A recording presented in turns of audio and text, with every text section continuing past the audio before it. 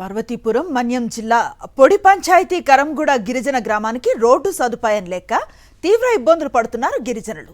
Road వేయాలంటూ స్థానిక యువత grievance లో కలెక్టర్కు ఫిర్యాదు చేశారు.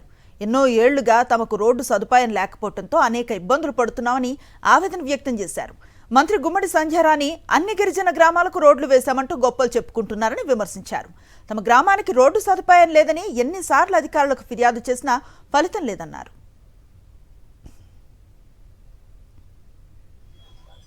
మేము ఈ కలెక్టర్ ఆఫీస్కి ఎందుకు వచ్చామంటే గ్రీవెన్స్ గురించి వచ్చాం.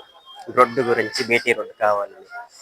ఆ బీటీ రోడ్డు గురించి వచ్చాం, కానీ దీంతో 2 సార్లు వచ్చాము.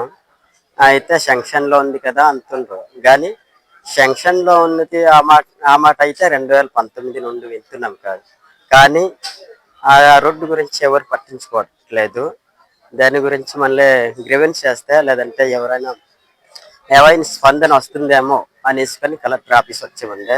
Shri Sathya Sai Tanakallu SI Gopi, head constable రామాంజనేయులను సస్పెండ్ చేస్తూ జిల్లా ఎస్పీ సతీష్ బాబు ఉత్తర్వులు జారీ చేశారు.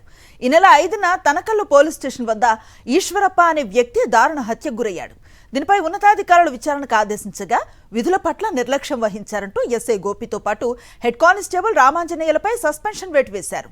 విధుల పట్ల నిర్లక్ష్యం వహిస్తే సహించేది లేదని, అటువంటి వారిపై కఠిన చర్యలు తప్పవని జిల్లా ఎస్పీ సతీష్ బాబు హెచ్చరించారు.